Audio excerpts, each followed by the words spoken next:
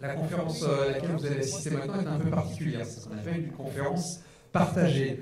Autour de la table, on va retrouver l'Agence régionale de santé, le Centre Léon Bérard, Mylan, Soins et Santé et Sanofi. Le principe, c'est cancer, prévention et soins, avant, pendant et après la maladie. Les intervenants pour l'ARS, ce sera le docteur Anne-Marie Durand, qui est directrice de la santé publique à l'ARS. Pour le Centre Léon Bérard, Julien Cartier, qui est docteur en santé publique.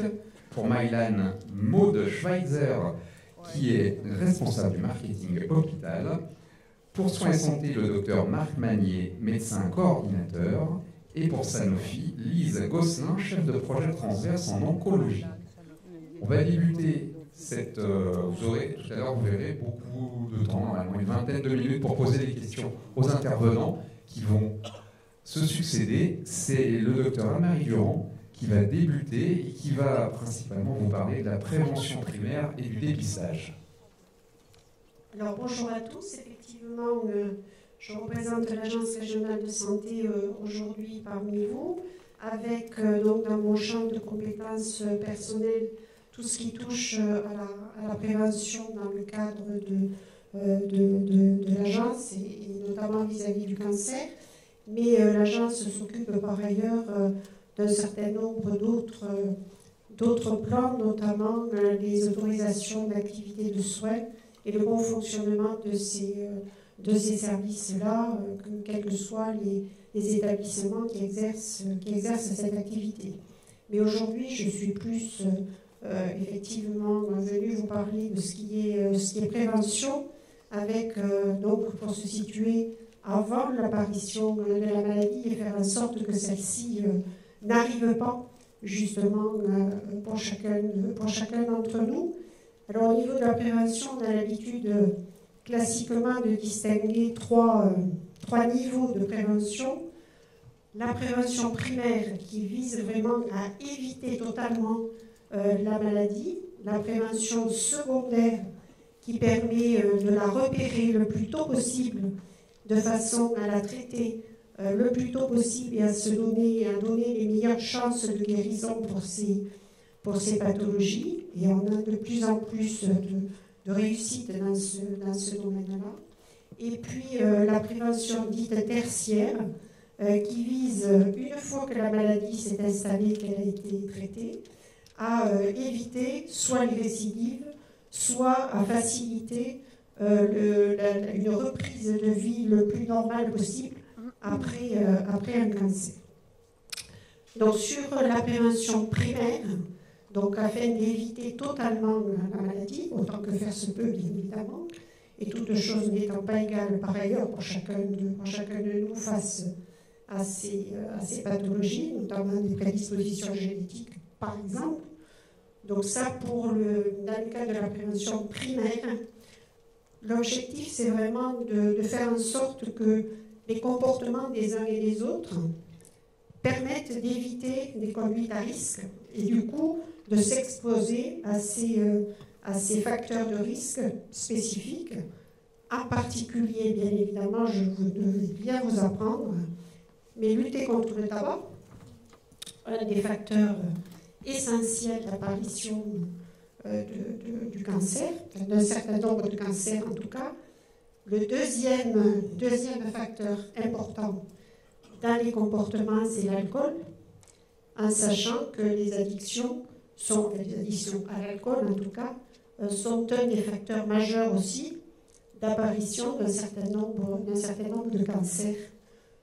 Donc tout un travail pour éviter d'entrer dans ces addictions, puisque le tabac peut être aussi considéré comme une addiction, en particulier auprès des plus jeunes, avec un énorme travail qui est fait dans le champ et repris dans le projet régional de santé de l'agence, d'éviter d'entrer dans le tabac pour les enfants, et le plus tôt possible, en commençant à éviter aux futures mamans, notamment, de communiquer cette intoxication bien involontaire, bien sûr, mais auprès des fœtus et auprès de leurs enfants en bas âge.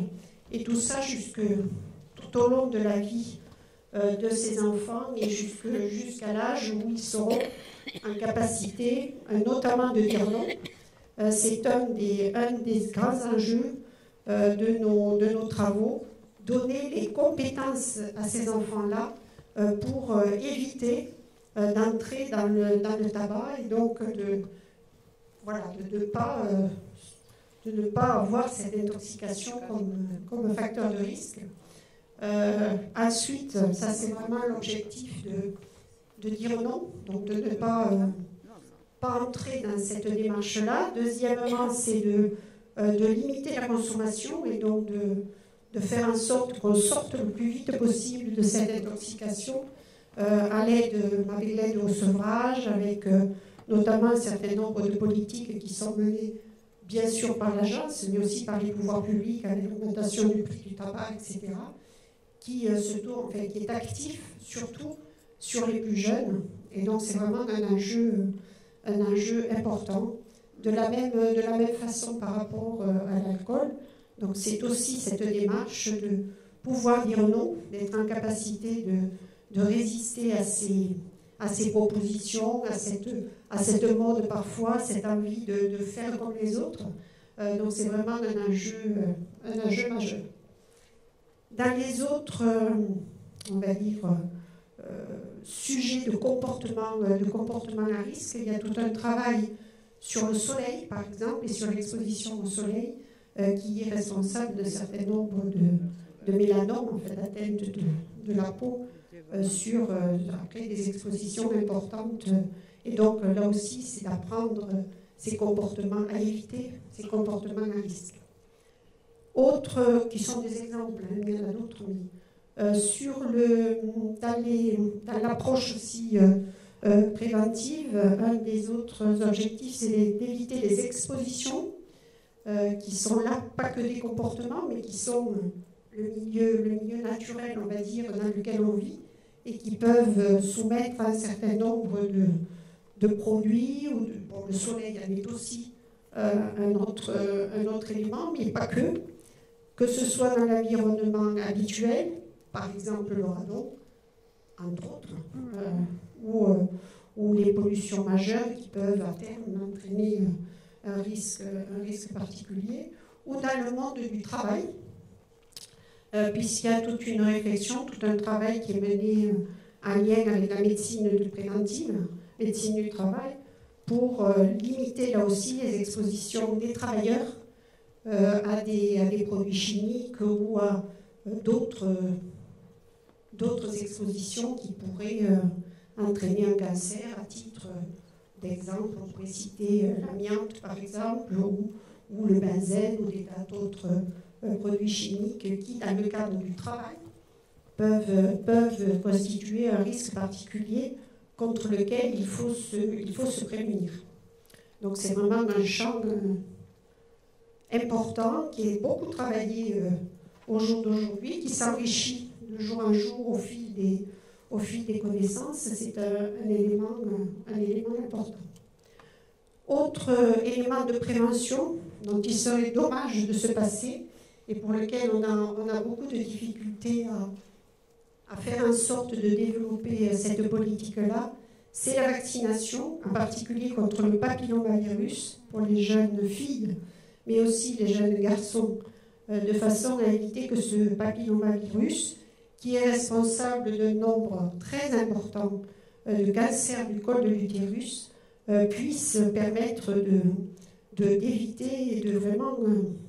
c'est le seul cancer qui peut être évité, en tout cas dans sa grande majorité des cas, par une vaccination. Donc ne pas faire cette vaccination, c'est quelque part s'exposer vraiment inutilement à ce risque de cancer, et on a un moyen vraiment pour l'éviter. Deuxième grand thème, la partie prévention secondaire, donc les dépistages. Dans les dépistages, donc vous savez qu'on a un certain nombre de dépistages organisés des cancers qui sont sur trois organes, on va dire. Le dépistage du cancer du sein, pour les femmes en particulier, mais parfois pour certains hommes, qui vise donc à rechercher par mammographie les premiers signes de changement de texture, on va dire, du sein, pour repérer les premiers symptômes de ces cancers du sein, en particulier pour les femmes à risque, mais pas que.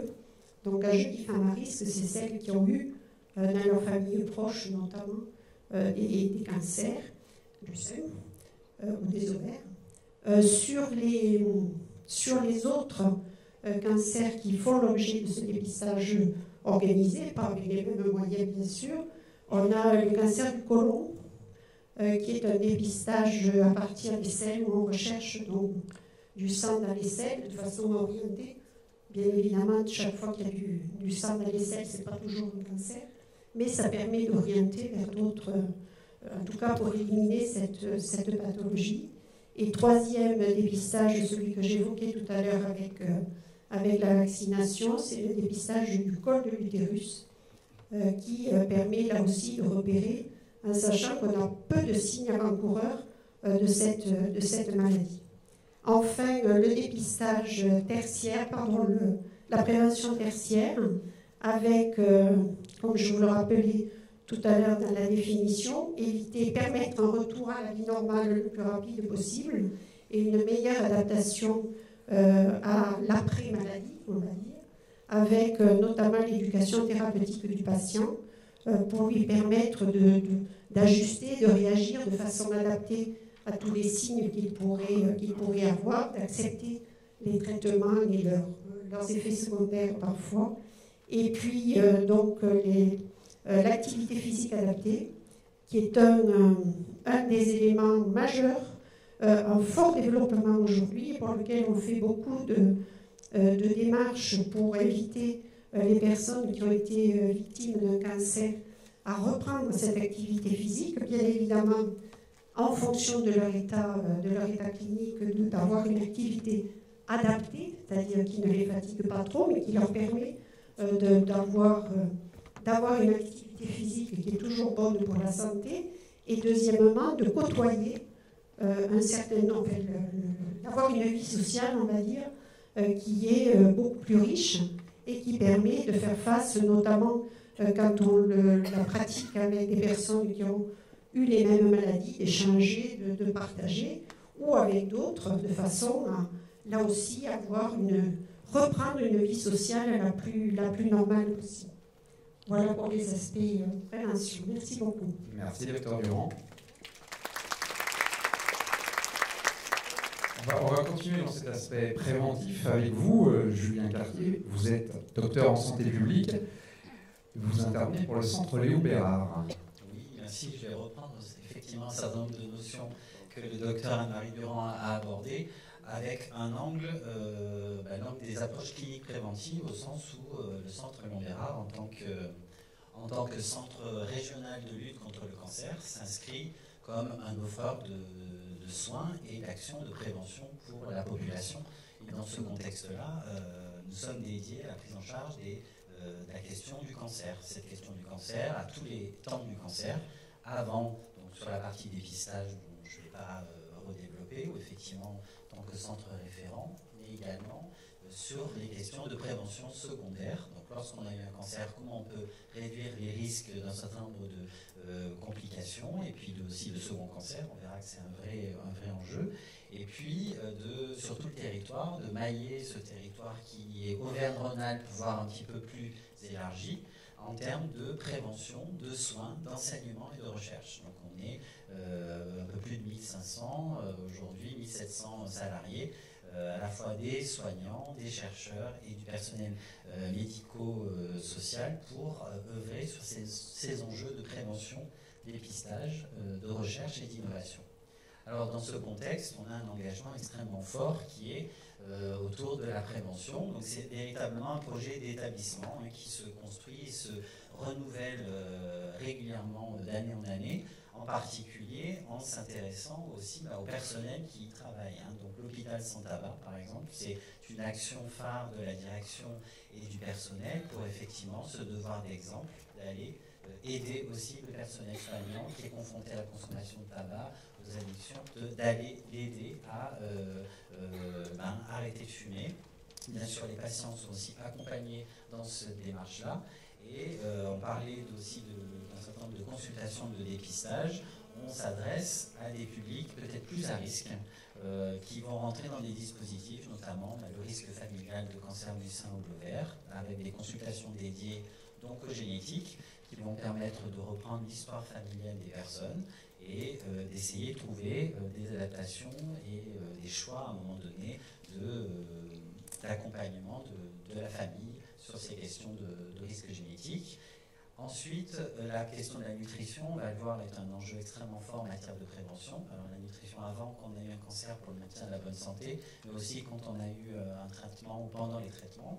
Et puis après, avec un suivi des complications qu'il peut y avoir à moyen et long terme lorsqu'on a eu un cancer, et de suivre les patients dans leur parcours et dans leur suivi. C'est vraiment un axe extrêmement important de l'après, puisqu'on a des bonnes nouvelles aussi, on guérit de plus en plus de cancers, les traitements se sont véritablement améliorés, et du coup il y a un suivi nouveau, différent, qui doit être plus personnalisé, qui doit être conduit au sein du centre.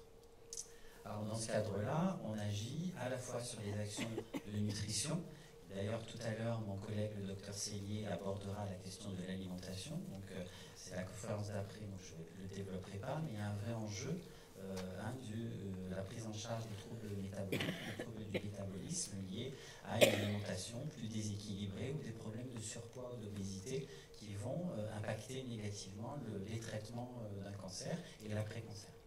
Il y a des démarches d'information, on l'a évoqué, il faut renforcer l'information, la sensibilisation sur les moyens de prévention. Et donc c'est d'essayer de vous permettre de vous repérer sur certains sites internet, sur certaines informations, notamment sur l'alimentation, la vaccination, les dépistages, où il y a beaucoup de controverses médiatiques pour lesquelles on doit vous apporter des réponses concrètes, claires et compréhensibles pour vous donner les moyens de décider et d'agir, notamment sur les questions environnementales. L'équipe a un site cancerenvironnement.fr qui vous apporte aussi un certain nombre d'informations sur ce sujet. C'est aussi beaucoup de recherches, puisque sur des sujets controversés ou qui font encore l'objet de recherches en matière environnementale, il faut encourager ces recherches dans le domaine et essayer de vous faire part de l'avancée de ces recherches au fur et à mesure, en essayant de vous expliquer là où on en est et lorsqu'il y a des recommandations possibles ou des principes de précaution à adopter. D'où cette diapositive qui résume un petit peu les axes de prévention sur lesquels on agit. Vous parliez des cancers professionnels, c'est un vrai enjeu, la santé au travail et comment on peut réduire les expositions professionnelles qui vont impacter presque 10% des cas de cancer liés aux expositions professionnelles. Travailler sur l'information et puis agir lorsqu'on a eu malheureusement un cancer pour augmenter ses chances de guérison et améliorer sa qualité de vie. Donc ça va être effectivement sur l'amélioration de la qualité de vie. On sait que lorsqu'on a eu un cancer, aujourd'hui plus de 3 millions de personnes vivent après un cancer et ont une vie, un retour à une vie habituelle. Elles augmentent néanmoins, vous le voyez, 30 à 40% de risque d'augmenter, d'avoir un second cancer. Donc ce n'est pas la récidive de son premier cancer, mais c'est un risque qui est augmenté. Et chez les enfants ou adolescents qui ont eu un cancer, aussi ce risque est multiplié par 6. Donc, il y a des moyens d'agir en prévention puisque ce risque peut être réduit, diminué. On peut essayer d'améliorer ce chiffre en agissant sur la lutte anti-tabac, la consommation d'alcool, l'alimentation et l'activité physique. Donc, on sait que notamment sur les questions de surpoids, lorsqu'on a eu un cancer, on augmente son indice de masse corporelle. Donc, il faut travailler sur le maintien d'un poids stable.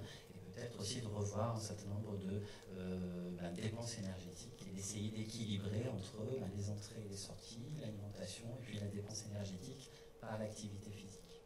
Aussi, on sait qu'il y a beaucoup de fumeurs, 60% des patients qui fumaient avant vont continuer à reprendre après, donc il faut qu'on agisse peut-être sur la prévention anti-tabac ciblée spécifiquement sur ces patients qui étaient fumeurs et qu'on n'a pas convaincu d'arrêter après les traitements.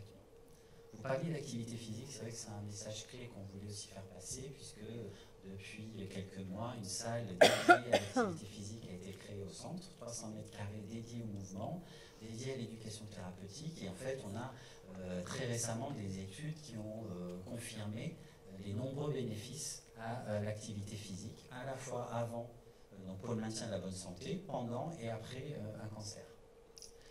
Par exemple, sur le cancer du sein, on sait qu'il y a une réduction de risque de 25% avec un effet de réponse, c'est-à-dire que plus on augmente le niveau d'intensité d'activité physique, plus on réduit ce risque de cancer. On voit par exemple dans les études que ces recommandations, c'est plus de 30 minutes d'activité physique d'intensité modérée, avec un marqueur assez simple qui est que ce n'est pas une marche lente de balade en ville, on va dire que c'est une dépense qui, à la limite de l'essoufflement, qui vous met quand même en activité, qui peut avoir même des signes comme un peu de transpiration, un peu d'essoufflement. C'est ça l'intensité modérée, ce n'est pas une marche, on va dire, classique en ville. Donc ces bénéfices sont extrêmement importants et je souhaitais partager avec vous ce qu'on sait lorsque on a eu un cancer, pourquoi on propose des diagnostics de faire de l'activité physique. Il y a 10 ans, 15 ans, les médecins ne vous recommandaient pas forcément, ils disaient vous reposez, faites un peu comme vous voulez, comme vous le sentez. Sauf que les études qui ont été menées en cancérologie ont montré qu'il y avait des vrais bénéfices, en particulier, ça paraît peut-être pas intuitif, mais on diminue la fatigue ressentie. Lorsqu'on met une activité physique des patients pendant leur traitement, on peut diminuer à peu près 30% la fatigue ressentie. On améliore bien sûr la qualité de vie, la participation, on rencontre des personnes qui traversent la même expérience, mais également on arrive à stabiliser le poids ou éviter de prendre trop de poids. Et ça a des effets bénéfiques, notamment on commence à percevoir des améliorations sur le transit intestinal et l'immunité, lorsque on met en œuvre et qu'on s'engage dans un programme d'activité physique adapté pendant les traitements. L'idée, c'est de poursuivre après. Lorsqu'on initie ces projets, on doit relayer, le centre s'engage à relayer sur les plateformes sport santé, sur les territoires, pour poursuivre cette dynamique qu'on a initiée, parce que parfois on a fait plus d'activité physique après avoir les études, ou pendant une période on a mis entre parenthèses. L'idée, c'est de se rebooster pour agir sur ces comportements plus favorables à la santé. Au final, on sait que 40% des cancers pourraient être évités si on agissait sur ces facteurs de risque qu'on a mentionnés. Alors bien sûr, le principal, c'est le tabac.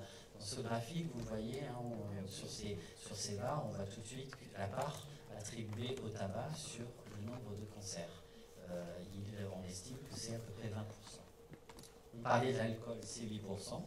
Et sur ce groupe de facteurs autour de la lutte contre le surpoids, donc c'est-à-dire essayer de maintenir un poids stable, bouger plus et adopter une alimentation équilibrée, on estime que c'est 12% des cancers évités. Donc il y a vraiment un enjeu de santé publique extrêmement fort qui permet de nous orienter dans nos actions et dans nos objectifs.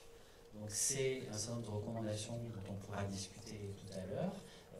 Favoriser aussi les mobilités en travers l'usage du vélo, c'est trouver l'activité aussi qui fait plus plaisir, répondre aux campagnes de dépistage et de vaccination et d'agir sur des bonnes résolutions. C'est l'idée de cette campagne du centre cette année, de nous accompagner sur l'année à travers des résolutions de prévention. Vous retrouvez sur le site du centre ces résolutions, on parle de la résolution au travail, sur la nutrition, sur l'activité physique, et de manière dynamique, essayer de trouver aussi ce qui, pour soi, va faire un réflexe santé pour mieux prendre soin de soi et essayer de diffuser ce message, notamment autour de son entourage et chez les plus jeunes, pour lesquels aussi on doit s'adresser en priorité. Je vous remercie. Merci de votre On vient beaucoup de parler de prévention et cette conférence est aussi sur le pendant et l'après. On va aborder un peu plus ce sujet avec vous, Maude Pfizer pour Mylan. Vous allez nous parler notamment des nouveaux projets en oncologie. Merci. Alors avant d'effectivement vous parler de quelques projets en oncologie qu'on vient d'initier avec des partenaires que je citerai à la fin de cet exposé, je voulais d'abord finalement rappeler une évidence, mais rappeler l'évidence qui est qu'un laboratoire pharmaceutique doit approvisionner les hôpitaux, les pharmacies en médicaments, et notamment dans le cas du cancer. Je pense qu'il faut rappeler qu'il y a des molécules historiques, des chimiothérapies injectables qui sont utilisées tous les jours par les hôpitaux, les cliniques en France. mais également des chimiothérapies orales. Ce qu'on sait moins, c'est qu'il y a également des chimiothérapies, des traitements qui soignent, qui guérissent le cancer, qui sont pris par les patients donc, chez eux à leur domicile, sous forme de gélules, sous forme de comprimés.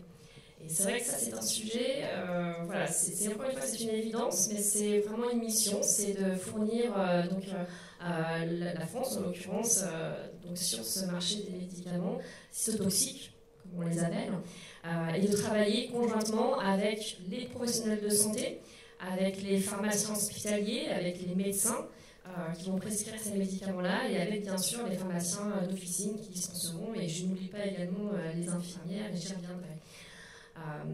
Donc aujourd'hui d'ailleurs, je dois le dire, il faut signaler que ces médicaments-là sont beaucoup génériqués. Et ça, c'est voilà, pour faire une idée, faire taire une idée préconçue, c'est qu'aujourd'hui, tous ces patients, beaucoup de patients sont soignés par des médicaments génériques avec ces chimiothérapies.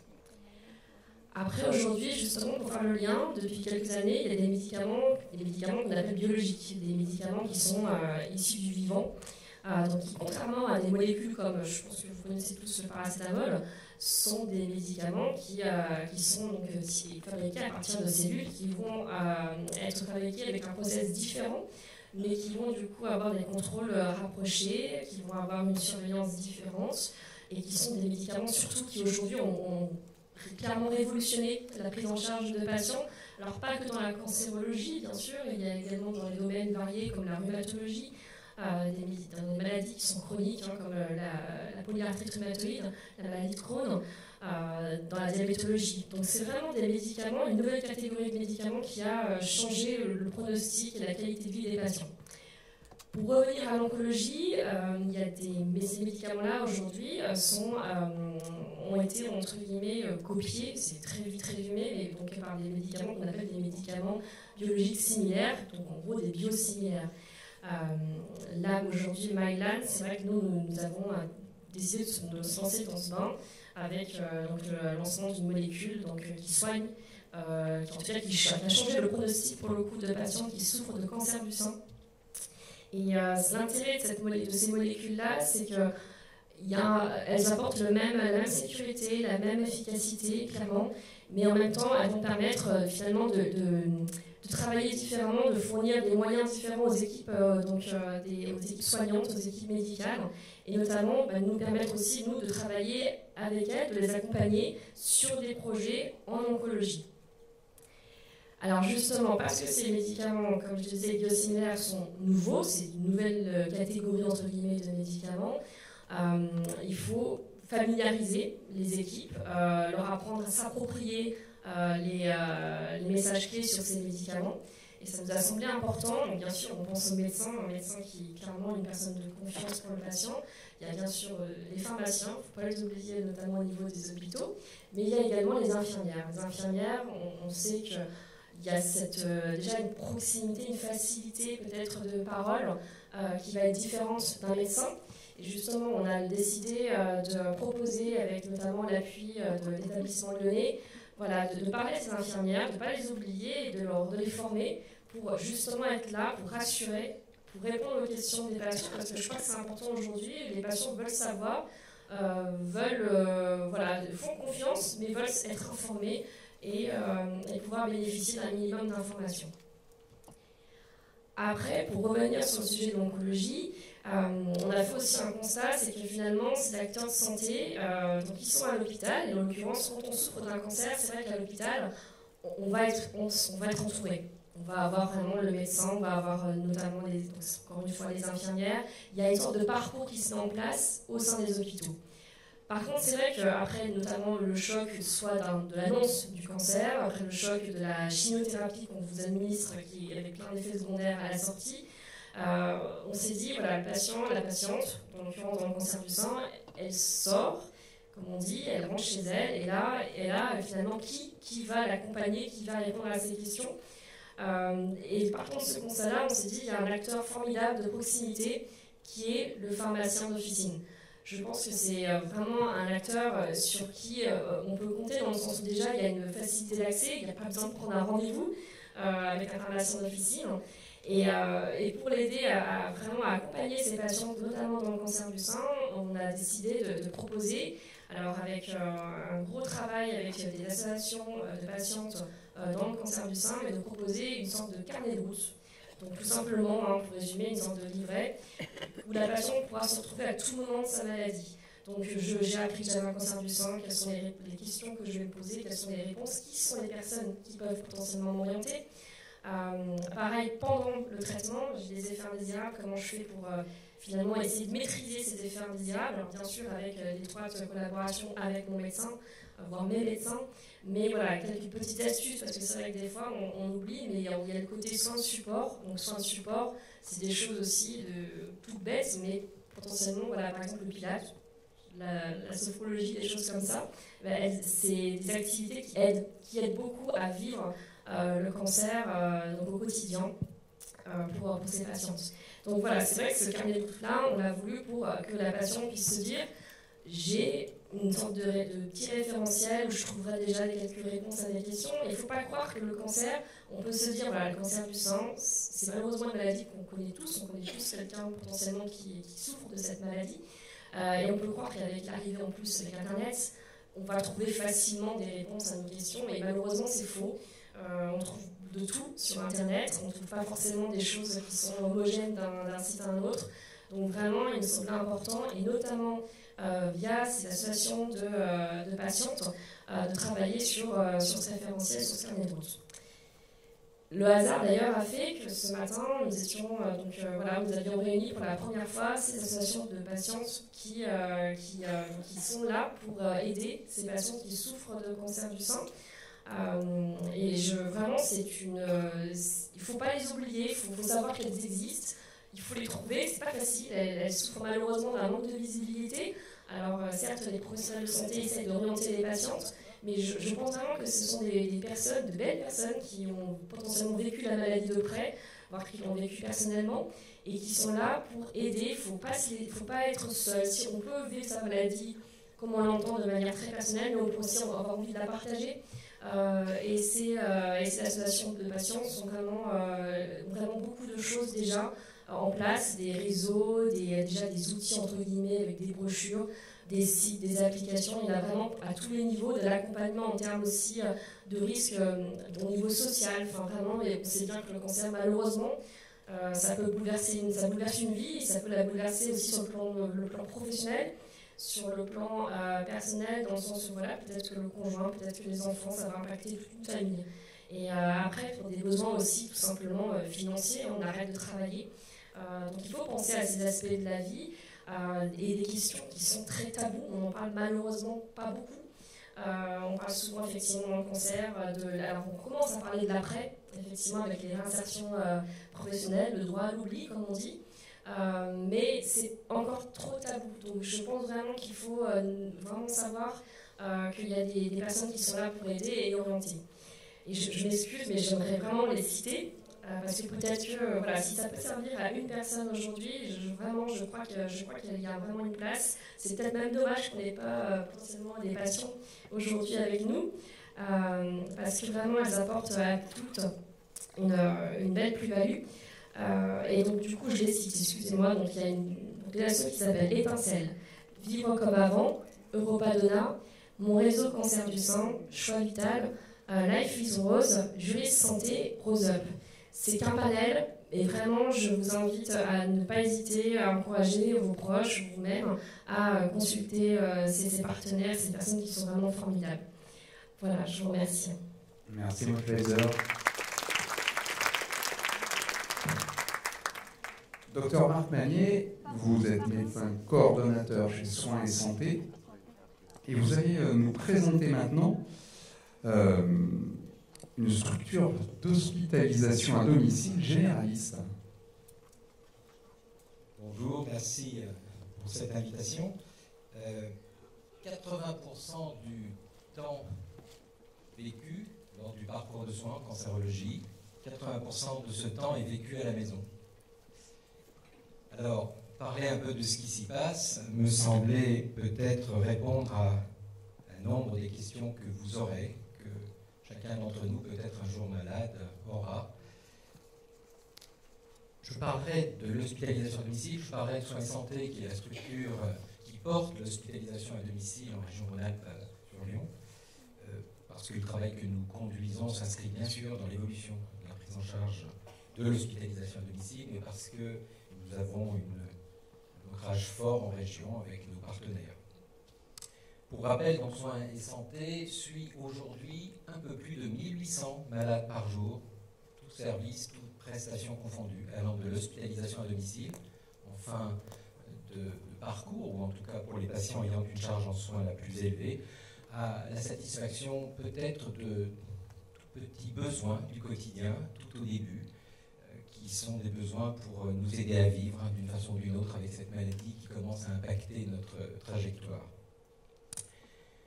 Nous accompagnons 1800 patients dans ce parcours que j'aime à dire de vie et de soins. Concernant les aidants, l'HAD de Soins et Santé a été précurseur en France en proposant un projet d'éducation thérapeutique qui leur était adressé, ce qui n'était pas classique puisque l'Agence régionale de santé nous rappelait que les règles étaient bien de s'adresser aux patients. Mais comme on parlait de domicile, un peu de chez soi s'il n'y a pas des aidants qui sont considérés. Et la charge en soins, la charge qui l'aurait impacté, qui les impacte, ces aidants, est telle qu'il faut bien prendre soin des aidants. Nous avons fait ce travail avec l'équipe du professeur Franck Chauvin et nous étions bien là une fois de plus dans la notion de prévention au centre IG à Saint-Étienne. Dans le contexte, nous avons également fait ce partenariat avec les Hospices civiques de Lyon, dont nous sommes la structure d'hospitalisation à domicile de référence. L'HAD a un développement attendu. Alors, ce qui est intéressant, c'est que l'hospitalisation à domicile, aujourd'hui, c'est moins de 400 structures hospitalières qui sont réparties de façon assez hétérogène sur le territoire, pour à peine 150 000 patients, pour 1 820 000 journées, dont 10% en région Rhône-Alpes. Bon, une fois qu'on a dit ça, 80% par contre des patients interrogés disent et souhaitent une hospitalisation à domicile, et peut-être aussi pour des soins qui iront jusqu'à la fin de leur vie. Ce qui est intéressant, c'est que 50% des médecins généralistes nous disent « Moi, je ne connais pas bien l'hospitalisation à domicile ». Donc on est là sur quelque chose qui est une communication à développer avec nos confrères. Le monde hospitalier, lui, du fait de certaines incitations assez fortes des pouvoirs publics, commence à évoluer dans une démarche de partenariat dont nous souhaiterons qu'elle soit avant tout tournée sur la qualité de vie du patient. Le projet Ma Santé 2022, présenté par la ministre de la Santé, dit le souhait, l'évolution possible vers l'hospitalisation à domicile. Cet essor attendu accompagne ainsi le souhait exprimé par la population, par les patients d'un jour ou de demain. L'HAD pour qui? L'hospitalisation à domicile s'adresse à des patients dont les soins ponctuels ou continus sont complexes et nécessitent l'intervention et l'évaluation coordonnée, pluriquotidienne de nombreux acteurs de soins, infirmiers, médecins, orthophonistes, auxiliaires de vie, infirmiers, je l'ai déjà dit, ils sont là très présents. Cette continuité de soins, de même que l'accès à la permanence de soins, doit être maintenu 24 heures sur 24. Je rappelle que l'hospitalisation à domicile est une structure qui est une structure hospitalière à part entière, qui est certifiée par la Haute Autorité de Santé et en ces termes répond à des obligations de santé publique et de service public. Qui peut demander une hospitalisation à domicile? Eh bien, le médecin traitant, dans les chiffres aujourd'hui, est dans 20-30% de ses demandes. Vous voyez, peut-être qu'on peut faire mieux, parce qu'il est à la maison, le médecin traitant, en sachant qu'il y a de moins en moins de médecins traitants. C'est bien de plus en plus compliqué. Le médecin hospitalier fait les autres demandes, mais le patient, sa famille, peuvent faire cette demande, à concurrence, bien sûr, que le médecin transmette un projet thérapeutique, un projet personnalisé de soins, afin que l'on analyse la pertinence et la faisabilité de ce projet de soins à la maison.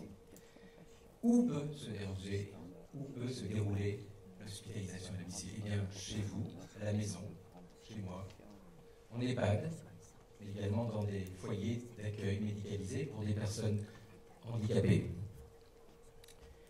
Quels seront les soins dispensés dans le contexte spécifique de la cancérologie? L'évolution de la chimiothérapie, évoquée à l'instant, dit et montre que peu de chimiothérapie et de traitements sont dispensés actuellement en hospitalisation à domicile, chimiothérapie dite conventionnelle. et sur les chimiothérapies orales. À peine 10% des séjours. Certains sont des chimiothérapies à proprement parler, réalisées, injectables encore. D'autres sont des suivis de chimiothérapie réalisés pour des patients ayant des protocoles de chimiothérapie qui ne peuvent se faire qu'à l'hôpital. Il faudra bien par contre, en rentrant à la maison, qu'il y ait un suivi de ces chimiothérapies. Des soins de support également peuvent être réalisés en hospitalisation à domicile et accompagner le déroulement des soins de chimiothérapie. Les soins de support, c'est le traitement de la douleur. C'est Pilates, c'est la sophro, c'est l'alimentation, la diététique, le petit plus, le plaisir, dont je suis sûr que Dominique Séguier saura nous parler tout à l'heure.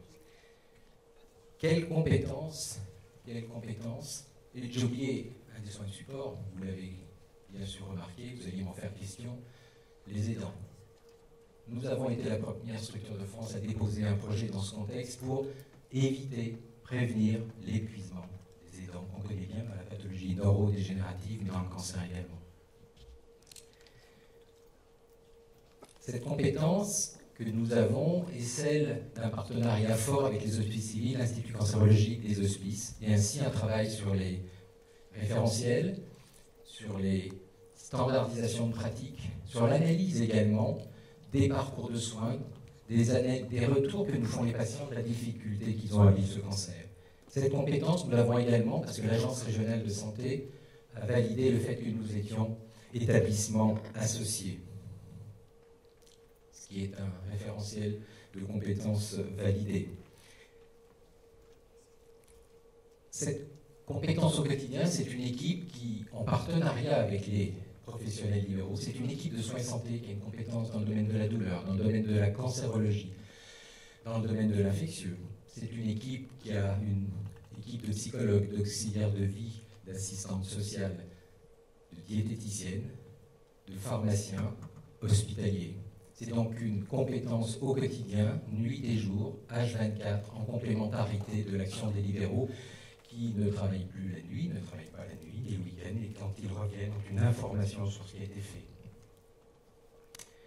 Des instances comme le comité de lutte contre la douleur, le CLUD, le CLIN pour les infections, et puis la CRU, permettent de structurer cette protocolisation de soins, de la valider, de l'évaluer et de voir avec la commission de relations des usagers le retour que les malades en font. La prochaine certification nous rappellera que c'est le malade qui nous dit si ce que l'on fait le satisfait et lui apporte de la qualité.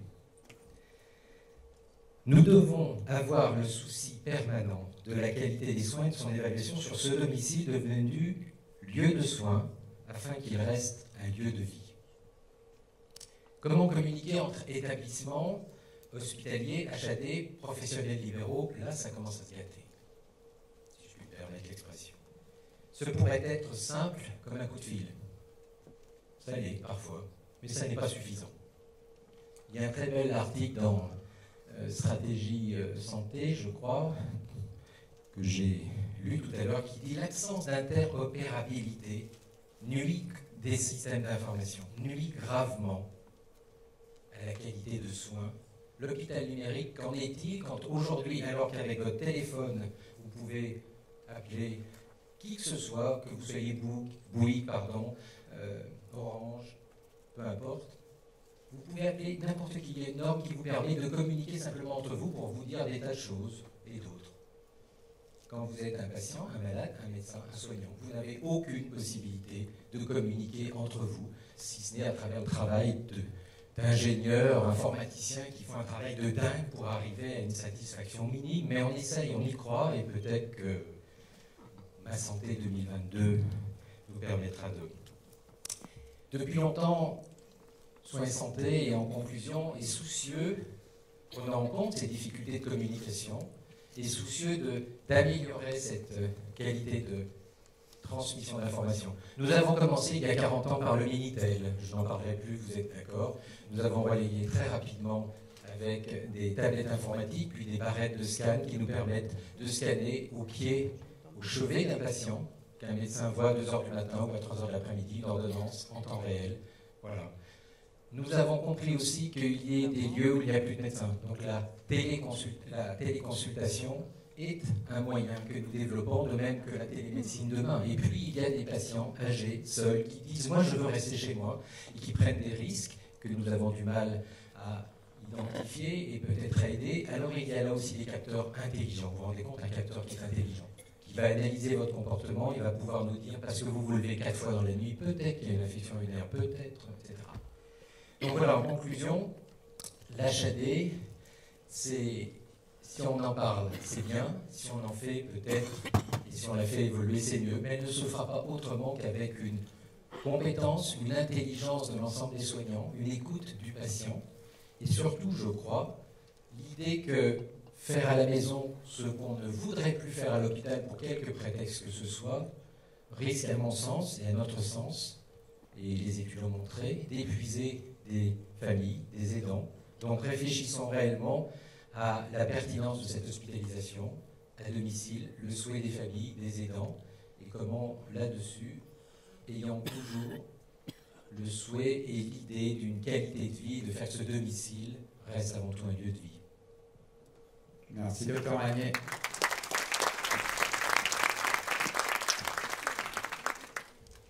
Lise Gosselin, vous êtes chef de projet transverse en oncologie chez Sanofi. Je crois que vous vouliez commencer par nous montrer un film.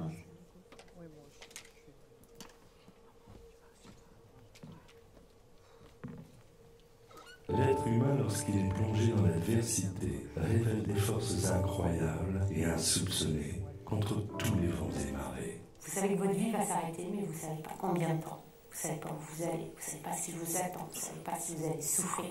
Aujourd'hui, mon après-cancer, c'est le début d'une nouvelle vie, tout simplement. On se retrouve pris dans une espèce de maelstrom où d'un seul coup, il y a une absence.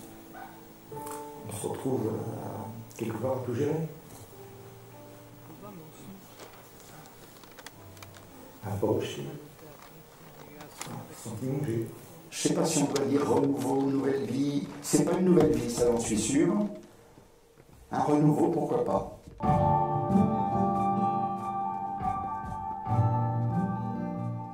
Quand on vous dit voilà, c'est fini, bon ben maintenant, voilà, vous êtes guéri, entre guillemets, vous êtes en rémission. Ben alors là, vous faites quoi? Oh là, mais non, qu'est-ce que je vais devenir? Pour moi, c'est vertigineux. C'est souvent le mot qu'ils employaient. Hein, parce que, ok, j'ai fini mes chimiothérapies, mais comment je vais faire pour revenir à la norme? Nous pensons que le principal problème, c'est bien la détection des problèmes psychologiques. Ce que j'ai fait, c'est que j'ai tout de suite été voir un psy pour faire une psychothérapie. Tous les jours de la semaine, je les vis pleinement et je fais ce que j'aime. C'est là que la famille, l'entourage, les copines, tout le monde, on prend tout pour nous aider, quoi. Au niveau de travail, comme j'étais sur un emploi d'intérim, il n'a pas été renouvelé. Donc je travaille dans la relation client. J'ai fait un gros travail sur moi. En juin dernier, j'ai décidé de créer mon entreprise de généalogie. Le yoga commence à rentrer dans ma vie. Je me suis dit, j'aime la danse depuis toujours, j'aime le corps depuis toujours. Et je me suis dit, mais en fait, je crois que ma voix, elle est là. Pour moi, c'est une prise de conscience que la vie que je menais avant n'était pas le bon choix. Et je crois que l'épreuve que j'ai vécue, l'amour que j'ai reçu pendant cette période, m'ont fait voir les choses bien différemment. Je n'étais pas heureuse au fond de moi. J'étais pas moi. Je n'étais pas qui je veux être aujourd'hui. Ou qui j'étais, mais que je niais. Cette personne-là, elle est là depuis toujours. Sauf qu'elle est en sommeil, on va dire.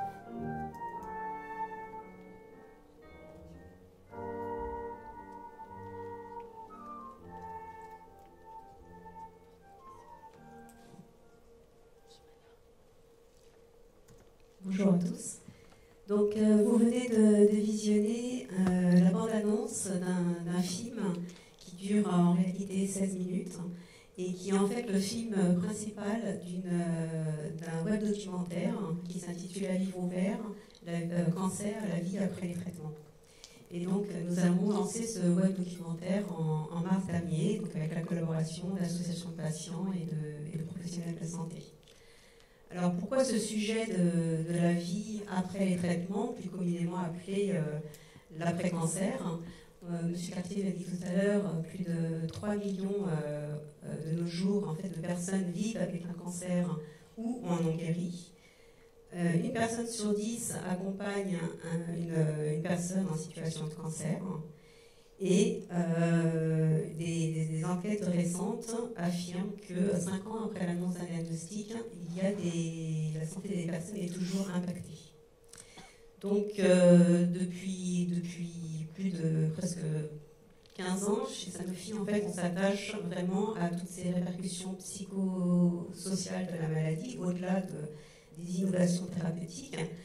Et donc du coup, nous nous sommes intéressés à cette vie après les traitements. Et donc un réalisateur a été sur Toulouse et a recueilli des témoignages, comme vous avez pu voir, de patients, de proches, de professionnels de santé qui les soignent et qui les suivent.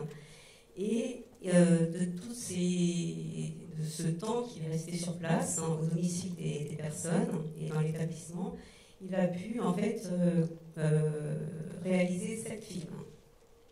Donc le premier film, là vous en avez la bande-annonce, et 6 autres films qui en fait font état des répercussions potentielles de l'après-cancer. Donc on les classifie dans trois domaines. Il peut y avoir des répercussions je dirais psychologiques, des répercussions qui peuvent être liées également aux effets secondaires des traitements, donc après les traitements intensifs, et en troisième lieu, des répercussions qui peuvent être d'ordre sociétal. Donc pour les désordres psychologiques, les films abordent les sujets ou les désordres qui peuvent impacter la personne, tout ce qui peut être du stress, de l'anxiété, de la dépression, mais aussi il y a un film à part entière qui parle de la peur de la récidive. Il y a 2 films qui traitent des répercussions qui sont liées aux effets secondaires des traitements. Donc là, le réalisateur a voulu pointer un sujet majeur qui est lié à l'intimité et la sexualité. Et puis, le deuxième sujet sur ces répercussions liées au traitement est la fatigue, et vous l'avez noté tout à l'heure, avec l'activité physique adaptée qui est importante et qui est à prescrire, et aussi pendant la phase d'après le traitement. Et le troisième, donc les 2 autres films qui concernent les aspects sociétaux, là, donc avec un film spécifiquement dédié aux aidants et un film sur le retour à l'emploi, donc qui est attendu par beaucoup de personnes quand elles ont fini leur traitement, puisque voilà, on considère que c'est un peu de revenir à la vie normale. Et donc ces cibles, en fait, ces films sont destinés à toute personne, donc vraiment large cible, qui peuvent être le grand public pour les sensibiliser sur ces sujets. Également des personnes qui ont eu des antécédents de cancer, ou des patients, ou des aidants, pour les informer, pour les sensibiliser. Chacun peut avoir accédé à ces films et peuvent permettre de réfléchir soit individuellement ou collectivement, enclencher peut-être se servir des films pour faire des réunions débats et d'échanger ensemble sur des sujets particuliers. Ces films sont également à destination des professionnels de santé. Et là, nos collaborateurs régionaux proposent ces films aux équipes soignantes, et pour leur permettre de leur donner un temps pour qu'ils puissent réfléchir sur leur pratique de soins. Et notamment les professionnels de santé qui ont été interrogés à Toulouse dans le suivi de l'après-cancer disent que le syndrome de stress post-traumatique le plus fréquent est la reviviscence de l'annonce du diagnostic. Donc c'est-à-dire qu'il faut vraiment penser à préparer et à anticiper cette phase de l'après-cancer, et pas s'en intéresser juste quand la personne sort de la clinique ou de l'hôpital, mais de l'anticiper, et ceci dès la phase de l'annonce du diagnostic. Donc les soignants ont vraiment un rôle à jouer dans cette phase de l'après-cancer. Et en dernier lieu, bien sûr, ces films peuvent s'adresser également aux institutionnels, puisque c'est un enjeu de santé publique, et notamment également avec des conséquences aussi économiques de l'après-cancer, avec s'avérer qu'il y ait surmédicamentation, avec les problèmes psychologiques ou autres. Donc vraiment des films qui peuvent servir à tous, qui sont disponibles donc, en ligne sur le site qui est mentionné là, a-vivreouvert.fr. Et dans ce web documentaire, au-delà des films, on a souhaité mettre en fait des ressources qui permettent à chacun d'aller de l'avant. Et donc je ne vais pas toutes les vous énumérer, mais pour que ça puisse vous être utile, et que je vais vous citer quelques-unes qui sont sur la région Rhône-Alpes, et peut-être faire un focus sur le sujet du retour à l'emploi. Donc on a une initiative inspirante, donc c'est l'association Passage en Vercors qui propose des séjours à toute personne désireuse de prendre un temps dans la nature avec une activité physique, de l'escalade, de la marche dans le Vercors avec des paysages magnifiques, et qui permet aussi de retrouver, de se ressourcer, et aussi avec une alimentation saine, de se recharger avant de reprendre une activité physique, de reprendre une activité professionnelle. Nous avons également sur le territoire de Rhône-Alpes, dans les établissements de santé, des espaces de rencontre et d'information. Et à Lyon, il y en a un au centre Léon-Bérard. Et donc on appelle ça les ERI, ERI. Et ces ERI, en fait, peuvent permettre d'orienter vers des compétences spécialisées, et notamment des associations de patients qui permettent d'aider tout à chacun à réécrire son CV, d'être coaché également pour des entretiens d'embauche, donc de réassurer les personnes quand elles sortent de l'hôpital pour retourner à la vie active. Et puis une association aussi qui nous a beaucoup aidé à travers ce web documentaire, qui est l'association Jury Santé, dont vous avez parlé tout à l'heure, qui est très reconnue sur Lyon et qui aide pour toute personne désireuse d'avoir des renseignements sur des démarches administratives ou juridiques. Et donc nous avons toute une rubrique dans le web documentaire qui permet d'avoir des informations sur les droits du travail, mais également sur les droits des aidants, et sur tout ce qui est peut-être aussi toutes les assurances nécessaires à avoir. Et pour faire le focus sur le retour à l'emploi, donc toute personne on aborde selon les différentes particularités des personnes qui travaillent dans le secteur public, dans le secteur privé, ou qui soient travailleurs non salariés. Donc à partir de cas vraiment concrets que l'association a au quotidien, le Jury Santé répond spécifiquement à comment cette personne doit se préparer ou mettre en œuvre ou trouver des réponses à ces questions, et tout est agrémenté et confirmé par toutes les lois en vigueur, et donc ce site est mis à jour très régulièrement puisque la législation avance à grands pas dans le domaine. Merci Ms. Gosselin. C'est le temps maintenant des questions. Vous allez pouvoir poser vos questions. Je vais vous demander de lever la main, et comme tous les conférenciers l'ont bien dit, l'exercice physique est très bon, je viendrai moi-même vous voir.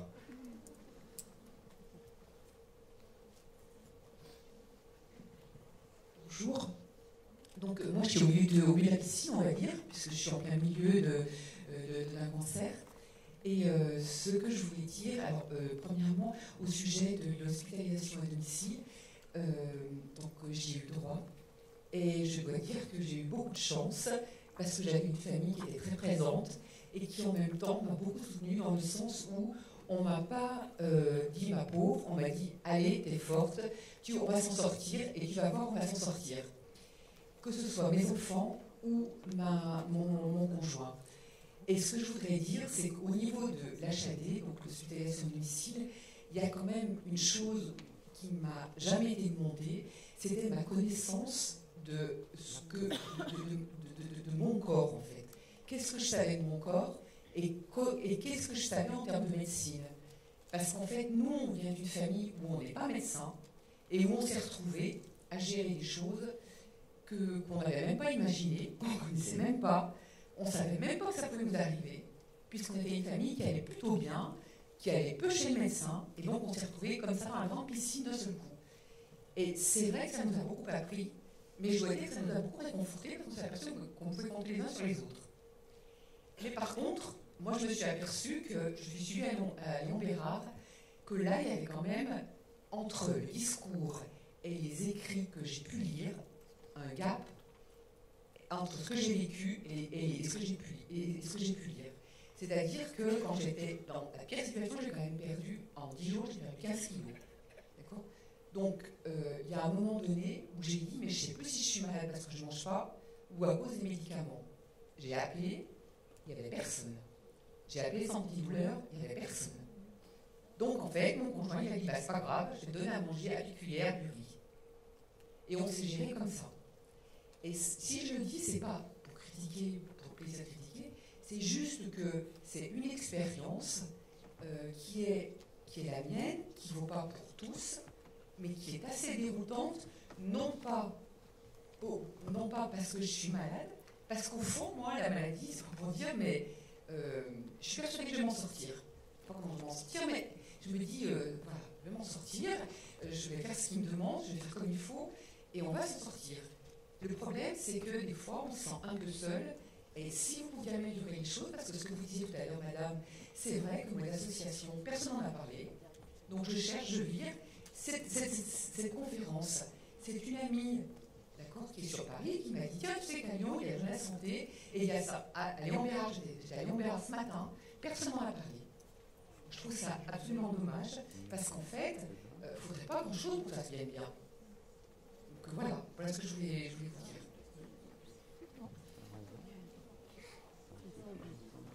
Peut-être, madame, un tout petit point, quand vous évoquez, est-ce qu'un jour, si un jour on nous parlait on se souciait de notre corps, peut-être du regard que nous avons, de nos représentations. Le projet d'éducation thérapeutique que nous avons développé sur Soins et Santé, pour les aidants, dans son élaboration, a montré que 2 préoccupations principales ressortaient qui ont permis de construire un programme qui était ce que vous venez de dire, à savoir, mais qu'est-ce que nous faisons là? Pourquoi sommes-nous là? Quel est notre projet personnalisé de soins? En d'autres termes, quelle est notre histoire et sa modification du fait de la maladie? Et deuxième point très important qui est ressorti, préoccupation des patients, quelles ressources pouvons-nous mobiliser quand nous sommes à la maison pour être soignés? Et c'est très intéressant parce que c'est simplement, effectivement, c'est ce que je disais à mon propos de conclusion, attention à ce que le fait d'envoyer, j'utilise le terme, des gens à la maison ne répondent pas à autre chose qu'une réalité financière mal évaluée. Et qu'en d'autres termes, comment travaille-t-on effectivement avec les soignants, les patients à l'hôpital, à la maison, les représentations qu'ils ont sur leur maladie, les soins. Nous devons, nous, soignants, apprendre cette écoute-là.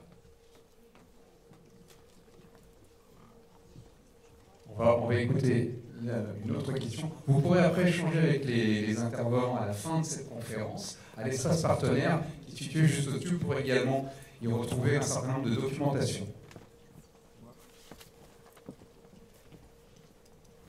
Excusez-moi, je voudrais juste apporter un témoignage qui risque de plomber votre enthousiasme et votre optimisme. J'ai vécu pendant 22 ans avec ma compagne, dont 8 années en accompagnant Alzheimer plus aphasie. Elle est depuis 3 ans en EHPAD. sous tutelle. Je n'ai pas pu assurer tellement j'étais crevé. Elle s'est toujours soumise au dépistage de la DEMAS. Dépistage refusé par son tuteur déjà en 2017. Sa sœur est décédée d'un cancer du sein.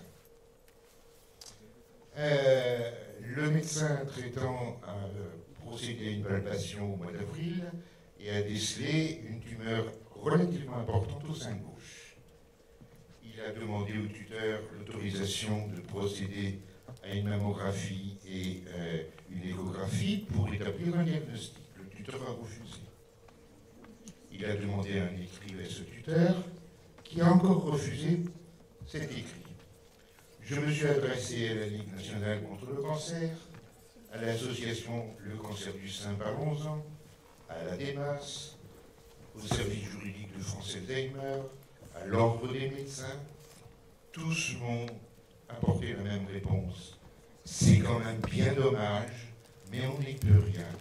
La décision du tuteur l'emporte sur la vie médicale.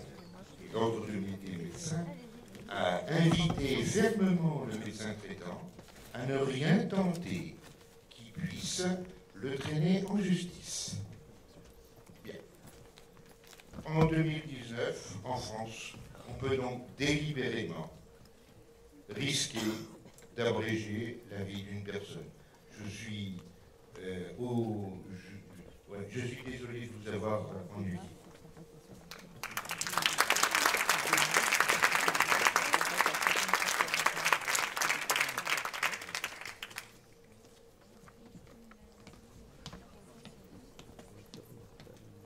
Alors moi je suis soignante. J'aimerais aussi apporter un autre éclairage. Je trouve que travailler dans notre métier, c'est du relationnel, c'est l'humain au quotidien, au cœur de notre métier. Et que beaucoup de gens nous livrent leur vie, leurs difficultés, et que vous ne pouvez ne pas être seul aussi, pour nous raconter beaucoup.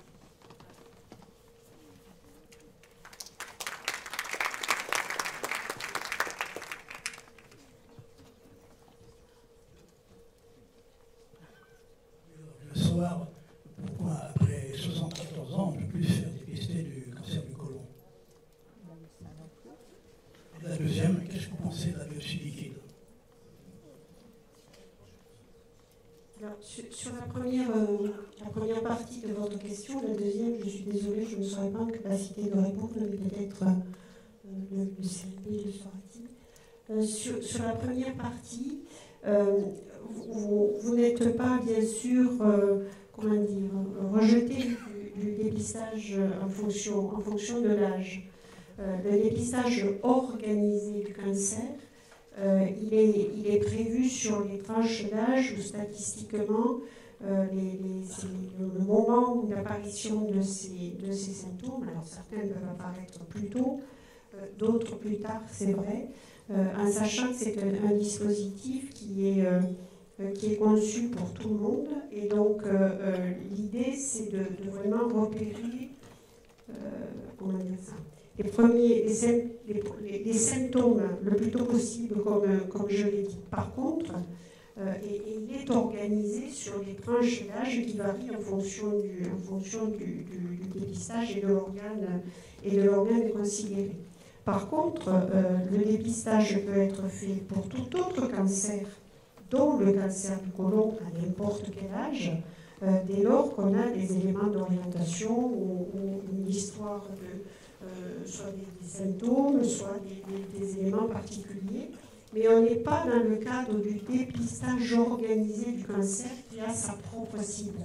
Pour autant, tous les dépistages sont possibles et c'est le médecin traitant qui oriente vers ce dépistage-là, en sachant qu'il n'est pas tout à fait le même dans les dépistages organisés. À titre d'exemple, sur le cancer du sein, qui n'est pas celui que vous évoquiez tout à l'heure, mais sur le cancer du sein, le dépistage organisé prévoit une mammographie qui est lue par 2 radiologues différents, de façon à ne pas louper une image qui serait pathologique et du coup on se donne plus de chances encore de repérer ces premiers symptômes. On peut faire un dépistage prescrit par le médecin traitant en dehors de ce dépistage organisé qui donnera lieu à une mammographie, s'il y a des images inhabituelles, à une échographie, à une IRM. Enfin, voilà. Le dépistage existe en dehors du dépistage organisé, mais voilà, il n'a pas tout à fait les mêmes modalités, mais personne, bien sûr, n'est exclu de ce dépistage, quel que soit son âge et quel que soit l'organe qui est ciblé. Ce n'est pas parce qu'il n'y a pas de dépistage organisé du cancer de la prostate, par exemple, qu'on ne va pas aller chercher un cancer de la prostate quand on imagine qu'il peut y avoir des signes évocateurs. Oui, moi j'ai une petite question. Moi je suis accompagnante, j'ai mon mari qui a une leucémie, donc il fait une rechute.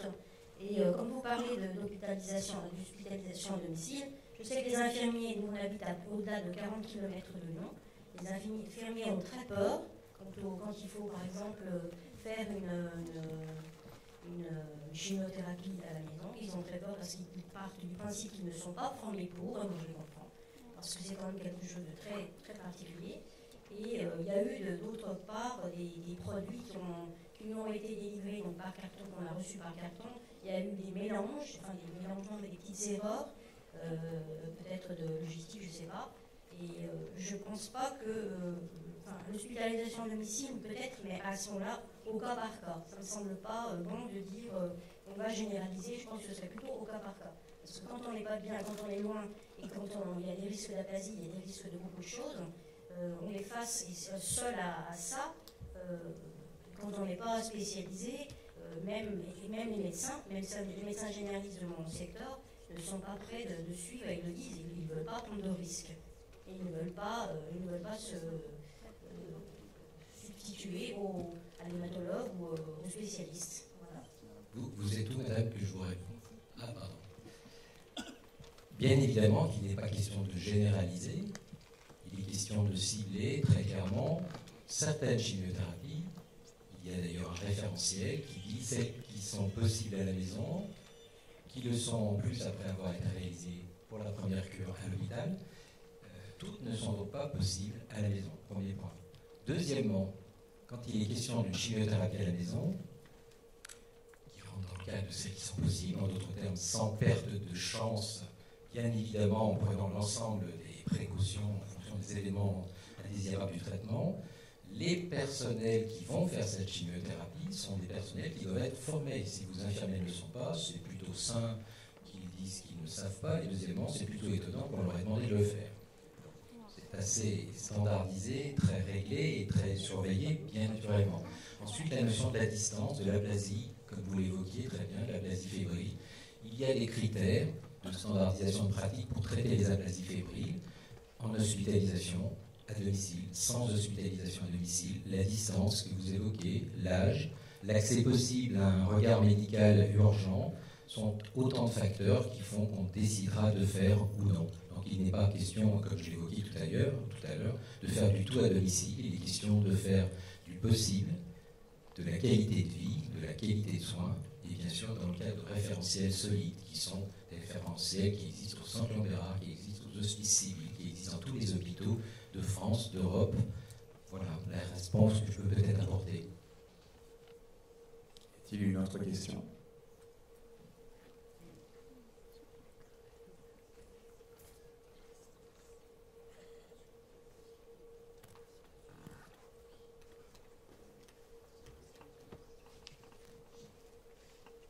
Messieurs, dames, je voulais savoir une chose, pourquoi monsieur qui a parlé tout à l'heure de ce qui arrive à sa femme, pourquoi il n'y a absolument qu'une personne qui est en face de nous n'ait pris la parole pour essayer de trouver ou lui dire qu'il y a peut-être des possibilités, parce que je crois qu'il se trouve dans une situation qui est quand même très dommageable.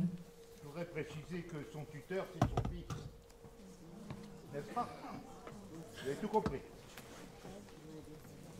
Je vais pas répondre à monsieur directement, on pourra peut-être discuter après avec lui tout à l'heure. Mais le remercier, ne partez pas, le remercier d'avoir témoigné. Et et vous remercier d'avoir aussi exprimé votre histoire.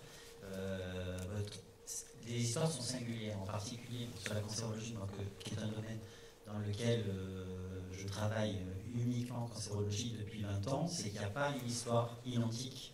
Il n'y a pas un patient qui expérimente le cancer avec ses proches identiques. Et que ces expériences de patients, on a mis du temps à pouvoir les intégrer dans nos organisations, dans nos dispositifs, dans nos projets, dans nos recherches. Et c'est assez récent. C'est vrai que sans refaire, on n'est pas juriste, donc pour répondre à des questions juridiques de monsieur, c'est un peu compliqué, mais on peut vous orienter vers des associations, vers des relais. Il n'empêche que lorsque on a une expérience plus ou moins heureuse dans le parcours de soins, aujourd'hui, et c'est assez récent, on est plus en mesure de les intégrer, de les entendre, de les intégrer et de s'améliorer pour justement que ça ne se reproduise pas. Ce que vous évoquiez, ce que vous évoquiez monsieur, on l'entend. On a par exemple au centre, et c'est le cas dans d'autres établissements de soins, des groupes de patients, donc on a appelé au centre Regard Croisé, donc qui réunissent des patients qui ont été suivis au centre Bérard, des proches, des aidants, qui ont envie de s'impliquer dans la vie d'hôpital et de revisiter un peu les dispositifs, revoir les liens ville-hôpital, comment on peut développer l'activité physique à domicile, parce que, vous l'avez dit, il y a des barrières géographiques. On n'a pas forcément envie d'être hospitalisé à domicile, on doit tenir compte des préférences du patient et de sa famille, et de son lieu de vie, des ressources disponibles autour, donc de pouvoir avoir des dispositifs assez flexibles et de répondre à ces nouveaux enjeux. Donc il y avait un mot-clé, c'était innovation dans le titre de cette conférence. Une des innovations, ça peut paraître comme ça simple, mais c'est de mieux intégrer la parole et la trajectoire et l'expérience des patients dans ce que l'on va vous proposer en termes d'accompagnement et de prise en charge. Et ça, c'est une vraie innovation au sens où aujourd'hui, tout est fait pour qu'on puisse recueillir toutes ces expériences et qu'on puisse améliorer les propositions qui sont faites. Ce que je voulais dire en écho à ces témoignages. Peut-être juste pour compléter, bien évidemment, moi je souscris totalement à ce qui vient d'être dit. Merci monsieur d'avoir évoqué cet aspect-là, parce que c'est au travers de ces expériences qu'on avance, ou en tout cas qu'on espère avancer. Je souhaite rappeler quand même que dans notre pays, on peut le regretter, mais le soin relève du libre choix, en l'occurrence plutôt du patient. Là, c'est pas lui, c'est son tuteur qui est écouté, mais on peut le regretter. Mais c'est vrai que chacun est libre de se faire soigner ou pas de sa pathologie, quelle qu'elle soit, sauf dans un cas particulier qui est celui de la psychiatrie, dès lors que la personne n'est pas en capacité de repérer la dangerosité qu'il présente soit pour lui, soit pour les autres. Et dans ce seul cas, on peut faire hospitaliser et donner les soins que nécessite l'état de la personne. Toutes les autres pathologies, y compris les pathologies infectieuses pour les autres, on ne peut pas traiter les gens pour des raisons juridiques, qui peuvent évoluer. Donc ça, c'est clair que, et c'est peut-être ce qu'il faudrait, enfin, en tout cas dans le cas particulier, peut-être saisir le juge des tutelles, je ne sais pas, enfin, en tout cas voir ce qui pourrait être enclenché sur cette situation précise-là, mais on ne peut pas vous répondre sur ces aspects-là dans le cadre de cette assemblée, sachant que c'est toujours du cas par cas. Mais en tout cas, voilà, il y a cette liberté de chacun, encore une fois, à laquelle on peut ne pas adhérer et qu'on peut regretter, surtout quand ce sont des proches. Mais il y a ce libre choix qui est indéfectible en France et sur lequel, voilà, à cette heure, on ne peut pas revenir de ce point de vue-là. Après, c'est une autre question que celui du juge de tutelle. Merci mesdames, merci messieurs. Vous allez pouvoir continuer à échanger avec les conférenciers si vous le souhaitez avec espace partenaire, où il y a également de la documentation à votre disposition.